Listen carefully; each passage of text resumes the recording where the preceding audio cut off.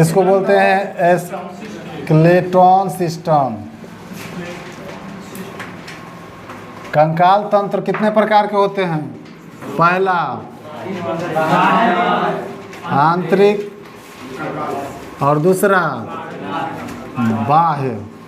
आंतरिक कंकाल तंत्र किसके किसके होता है, बाह्य कंकाल तंत्र किसका किसका होता है, ये बता दिए थे। जैसे बाह्य में बताए थे जितने कीट वगैरह सब आते हैं, कीट वगैरह जितने भी आते हैं, जैसे कि चींटी हो गया, कछुआ हो गया, उसके बाद तिलचट्टा हो गया, घेंघा, सीपी, ये सब किस में आएगा?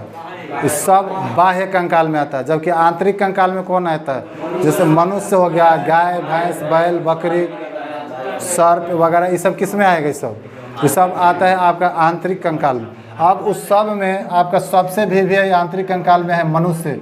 यहाँ पर सबसे पहले हम लोग पढ़ते हैं मनुष्य के बारे में। ह्यूमन कंकाल तंत्र। ह्यूमन कंकाल तंत्र में देखिए कौन सा होता है, बाह्य कि आंतरिक? आंतरिक होता है। यानी हमारे मनुष्य के शरीर को देखिएगा तो उसको एकदम सीधा स्ट्रेट खड़ा रहने के लिए एक कंकाल की ज़रूरत होती है, जो कि किससे बना होता है? हड्डी से या अस्थि से मिलकर बना होता है।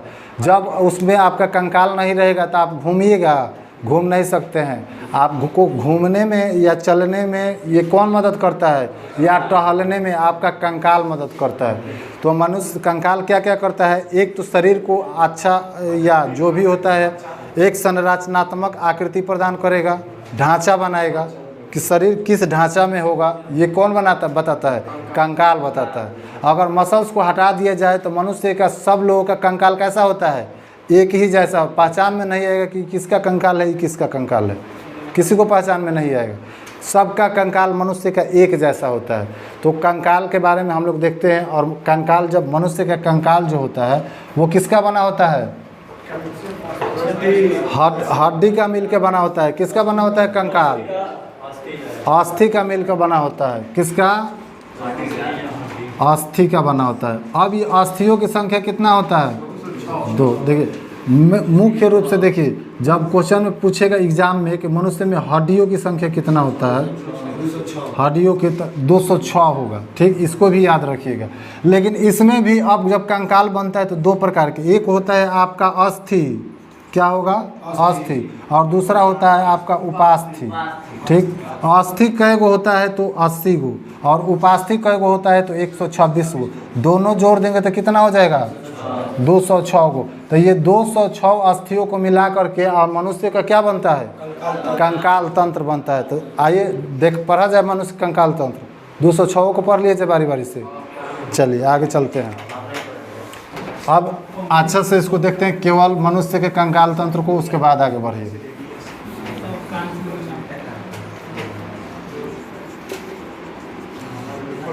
कंकाल तंत्र कै गो हड्डी होता है कंकाल तंत्र में? 206। अब ये कितने प्रकार के? 2 प्रकार के हड्डी। पहला जो होता है इसको एगो बोलते, पहला इसको बोलते हैं उपास्थि। क्या बोलते हैं? उपास्थि। और दूसरा जो होता है इसको क्या बोलते हैं? अस्थि बोलते हैं। उपास्थि के अंग्रेजी में क्या कहते हैं? अपेंडिकुलर बोलते हैं। अपेंडिकुलर। अपेंडिकुलर की संख्या कितना? 126। अर्थात इसको बोल सकते हैं कि मनुष्य के शरीर में उपास्थि कै गो?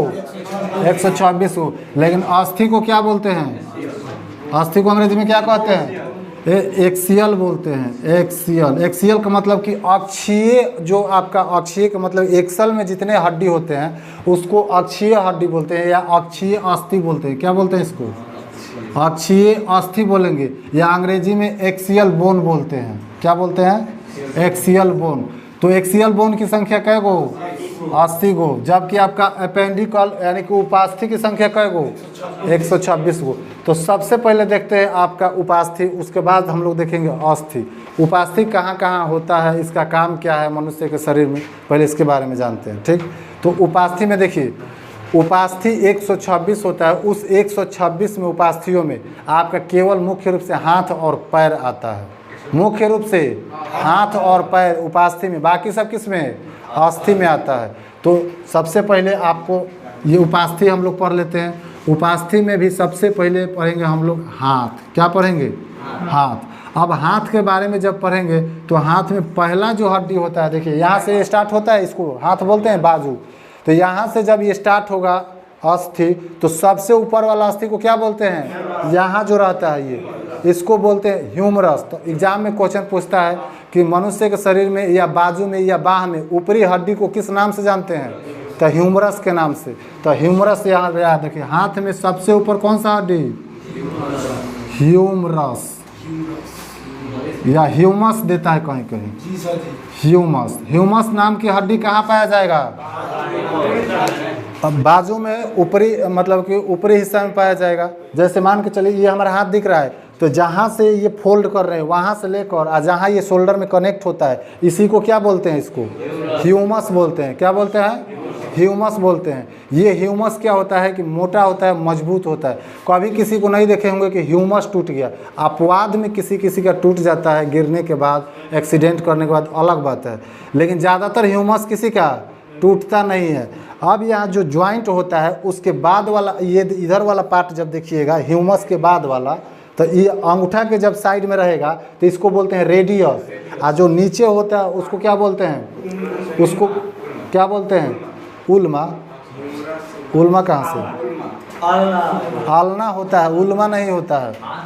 तो ये ह्यूमस नाम की हड्डी आपका ये ऊपर के साइड में रहेगा, जहाँ ज्वाइंट होता है वहाँ से दो हड्डी, देखिए दिखा रहे हैं आप लोगों को, यहाँ ध्यान दीजिए। फिगर बना दें यहाँ पे। हाथ के फिगर कैसे बनता है भाई? कहाँ गया वो? कहाँ भाग गया है?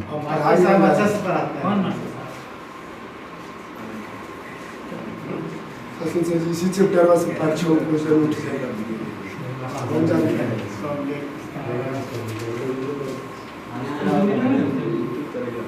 देखिए यहाँ ध्यान दीजिए, ये जो है आपका ये जो है यहाँ से शोल्डर से ये कनेक्ट रहता है, ठीक। इसके ऊपर आपका मान के चलिए ये आपका सर है।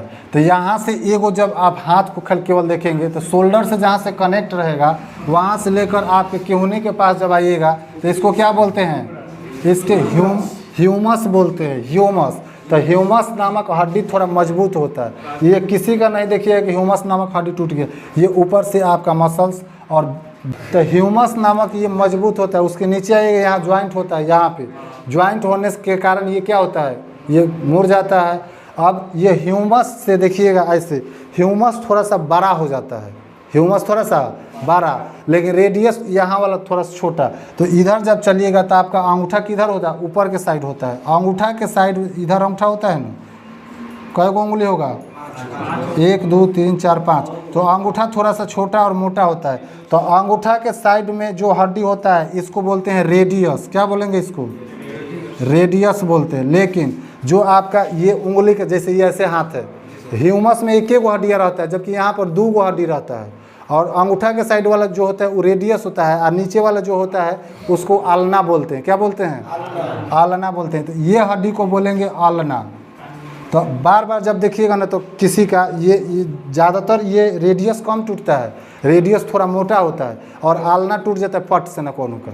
तो किसी का भी देखिएगा हाथ जब टूटता है तो एक ही बार में ये दोनों हड्डी नहीं टूट जाता है। यहाँ पे यहाँ जब हाथ टूटता है यहाँ से तो दोनों हड्डी नहीं टूटता है, ये को कोनो टूट जाता है। ज़्यादातर अभी तक देखा गया कि आलना टूटता है, क्योंकि ये क्या होता है? पतला होता है।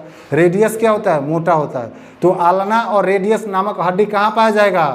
हाथ में पाया जाएगा। ह्यूमरस कहाँ पाया जाएगा? ह्यूमस ऊपरी बाजू में। तो यहाँ ऊपर ह्यूमस, नीचे वाला में रेडियस और आलना, रेडियस और आलना, 3 गो हड्डी याद हो गया? ह्यूमस, रेडियस, आलना, ह्यूमस, रेडियस, आलना, 3 गो हड्डी याद रहेगा।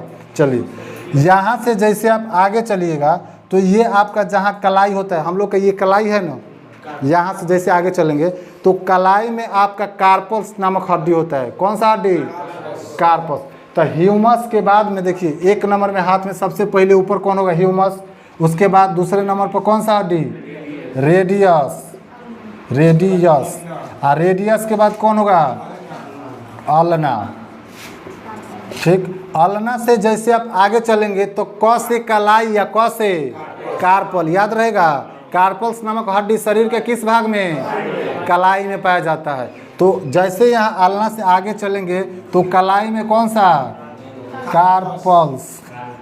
हाँ, कार्पल्स नामक हड्डी कहाँ पे? कलाई पर। देखिए बायोलॉजी में मेटा का अर्थ होता है अगला। मेटा मतलब अगला, अगला हिस्सा। जैसे मान के चलिए कि हमारा ये क्या बोलते हैं, क्या एग्जाम्पल होता है, जैसे ये पूरा हमारा क्या है? सिर है। अगर मेटा सिर बोलेंगे तो हमारे सिर के अगला हिस्सा, क्या बोलेंगे? अगला हिस्सा। ये मार्कर है, ये क्या है? मार्कर। अगर मेटा मार्कर बोलेंगे तो मार्कर का अगला हिस्सा हो जाएगा। उसी प्रकार ये हमारा क्या है? कलाई है। तो कलाई में कौन सा हड्डी? कार्पल्स। लेकिन जैसे मेटा कार्पल्स लगाएंगे तो इसका अगला हिस्सा, आगे वाला जो है, ये सब जहाँ ये सब है, इसको बोलते हैं मेटा कार्पल।